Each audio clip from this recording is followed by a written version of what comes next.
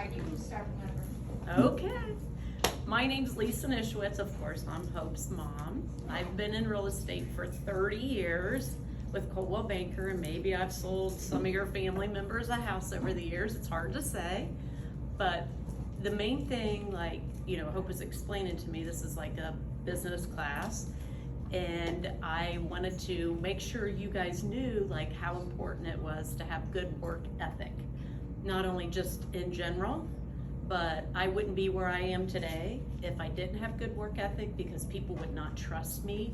And when you're making a purchase later in life, when you go to buy a house or anything like that, you're gonna wanna work with somebody that you trust, that you rely on, because of buying a home is like one of the biggest decisions you'll ever make in your life, besides maybe having a baby, getting married, whatever the case may be.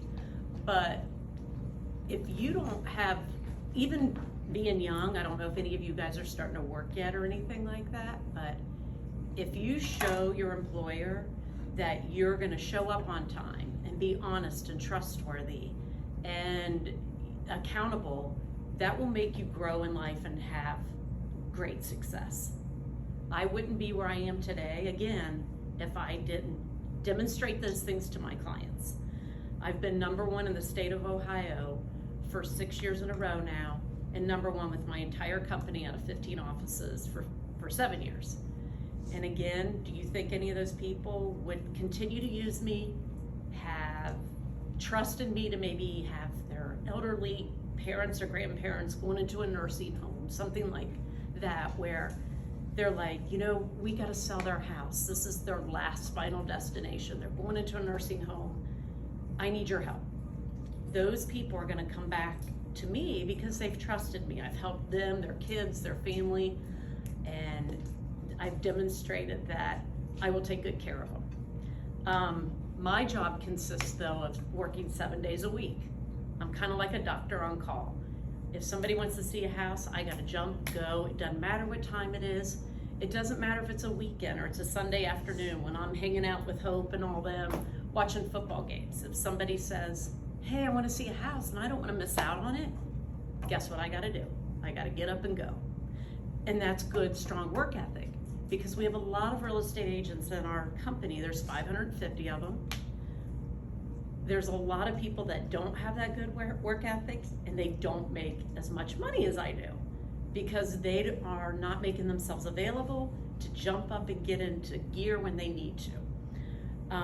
And that, even for you guys, like when you start figuring out what you want to do with the rest of your lives and all, like demonstrate always, whether it's in school, being friends with people, be honest, trustworthy, show up on time, don't be late. I do have a little bit of a reputation sometimes of being Lisa late, which I really try hard to stop that, because if I show up late, people start looking at you like you're not being accountable. Like, come on, you need to be here more on time and get it together. And that's where I try to, nobody's perfect. I try very hard to be on time more because I've been really bad about it. But at the end of the day, I always try my best to take care of my clients. People don't understand, like, even before I got into real estate 30 years ago, when I was 12, I used to babysit in the summers, 40 hours a week for a family. And they knew they could count on me. They trusted me with their children, their house, their pets, everything. And that demonstrated, as I started early in life, like I was showing people that I was accountable, trustworthy, I was ethical, I wasn't doing anything wrong to their kids, their house, any of the above. But then as I decided not to babysit anymore, I then worked at Airline Dairy Cream, which was down in Vandalia. And again, then I had an employer that I had to report to every day, and they knew that I would always be there on time. But demonstrating, like I said, all those years of doing that, whenever I went back to even trying to get a job, when I was in high school, I don't know if you guys have it now, our senior year, we were able to go, and do they do this where you go part-time and then work? Okay. Ours was called DECA back in the day, and I decided to do that because I was driven by success and money, And I was raised by parents that wasn't gonna give me anything. They were like, Lisa, if you wanna buy a car, if you wanna buy a bike, or whatever the case may be, a house, you have to show accountability and learn how to do that and have good work ethic and keep driving yourself to do better, better, better. But what the heck was that? Oh, I was talking about DECA or whatever your guys call it now. I wanted to always, education's so important. You gotta do good in school because again, your employer is gonna look at your history. What kind of person are you? Are you accountable? Are you gonna be there on time? Do I wanna hire you? Because everybody graduates with a degree. And there are so many people out there looking for jobs. And when people start like wanting to know more about you, you tell me who you used to work for, or who did you babysit for, who was your employer. You want a good work reference. Because again, if they don't trust you, there's so many other people. Just like with real estate, if I don't do a good job for somebody, there's actually 5,500 real estate agents in the Dayton and Miami County region. There's so many they could choose or go for, but again, I've just demonstrated and showed them, I will take good care of you and your family, and you can trust me. Let's see here. Do you guys have any questions so far? They're like, no. Yes. Yeah, okay. Do you believe people who are self-employed genuinely have a better work ethic? He might have to get some extra Starburst for that. Yes, because every day, one of my clients said to me one day, and I never even thought about this, always in the past I got a paycheck. When I'm self-employed, I wake up every day basically unemployed. I have no benefits, no money coming in, nothing. So that is gonna make you want to work harder being self-employed because you gotta get up and do something. And self-employment's not for everyone because if you're lazy, and I was never lazy. Again, I started working at the age of 12 and went all the way through. Never took a year off, none of that. And honestly, I didn't go to college. I just took college classes. Both my kids are highly educated and got great degrees. And I instilled that in them because that was one thing I looked back on, like, gosh, maybe I should have done the college experience and done that. But my parents pushed me a lot, like, if you wanna do something with your life, it's all up to you. It's all self-driven. So, yes, you do have to work harder being self-employed, and I think, I see a lot of people get into the business and usually they're only employed for about 1.5 years because it takes about 2 years to really start establishing yourself and working. But again, they don't like that they're not getting paid for something. Because when I'm out showing houses, and it happens I don't win everything. I could be out showing houses to somebody, I just had somebody for 2 years. I was like, dude, you're wearing me out. It's every single week. I'm taking time away from my friends, my family, my other clients. And I finally said, I can't do this anymore. You're a tire kicker. I'm like, I think you just really enjoy looking at houses and you're never gonna buy anything. So I finally had to just cut my losses because I got tired of that. And I started realizing myself, like, this person's never gonna commit. So yes, being self-employed, you do. That was a long answer. Go ahead. Do you think a requirement of being successful is having a strong work ethic? Oh yeah, definitely. Because if you don't, again, you're not gonna get anywhere. You gotta figure it out. Like I tell some of the agents that don't, I can tell right away, they're not like, if you're not honest, trustworthy, fair with people, you treat people how you wanna be treated. And if you don't do that, good luck. You'll never, even just not even just in my career, in general, treat others as you wanna be treated. But go ahead, what do you, it's fine. What motivates you to consistently keep up your work ethic? I love working with people and I love helping families. I will do anything I can to make sure that somebody's getting a good deal. They're doing all their inspections, you know, I just want to take care of people and their families. So that's just always been me, you know, and I drive her absolutely crazy. I know, because like, I always care way too much, and I'm like, sometimes I gotta let people go and make up their own decisions. But yeah, I mean, I just love what I do. So, but it's a hard job. It's hard. I mean, I probably work 60 to 70 hours a week. So, and again, I never get a day off. Even on vacation, you can ask Hope, why do you think because people say to me all the time, my mom is a realtor for 35 years, I'm 30, why is she not being the third generation? And she knows and sees, like, gosh, do I want to work like a beast all the time? This is crazy. But it's self-rewarding too. I mean, I meet so many wonderful clients and family friends. I mean, some of my clients have become my friends that I literally go out with now, vacation with, all the above. So that's kind of fun. Okay. What do you think motivates others to boost their work ethic? What do I think motivates others? I think, you know, it's honestly, this is kind of funny. Not even funny, it's kind of sad. Sometimes I tell people it's lonely at the top. Whenever we go to our awards program, people will say to me, girl, we need to knock you down off that throne. I'm like, gosh, that's like mean. No, it's my turn. I want to be number one. I'm like, guess what? You can be.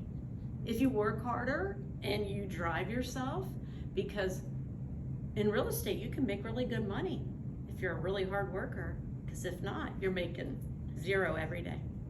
And not only making zero every day, you have monthly expenses and marketing and all this money you got to pay out to the companies you work for.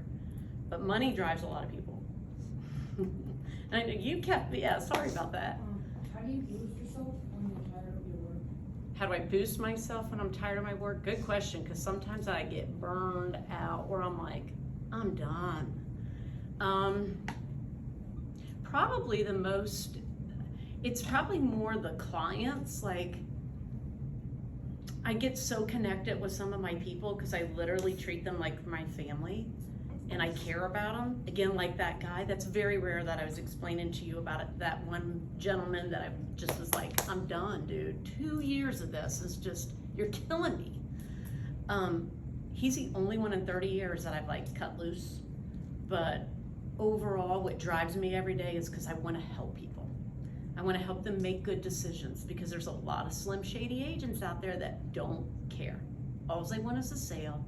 They just want you to buy something. And they don't care about you. And that drives me absolutely crazy. Because I'm like, that's not fair. You don't want to treat people, again, ethically. You don't want to treat people that way. And I have to follow a lot of like laws and all. Again, ethics is one of them.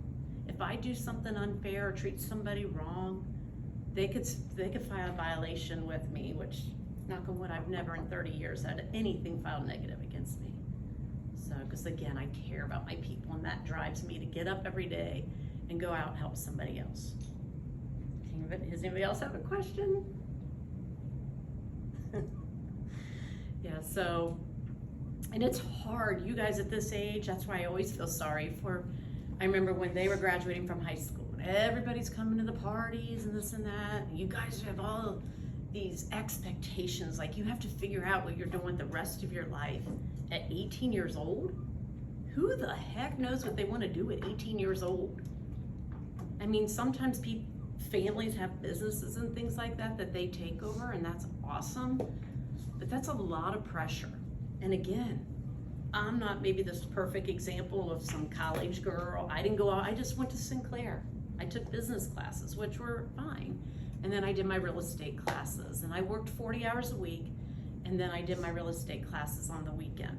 I did like a fast track where I did 10 hours on Saturday and 10 hours on Sunday, and then all through the week I'd study to get ready for my state licensing exam. But I mean, it's just trying to figure out what you want to do with the rest of your life. I know it's hard. I'm like, like Hope went through college during COVID and stuff, and that kind of stunk for her because she didn't have maybe the best college experience that everybody else and her brother had, where they went to UD, and I'm glad they both have their college educations. Again, It's not for everyone. Trade schools are great, you guys.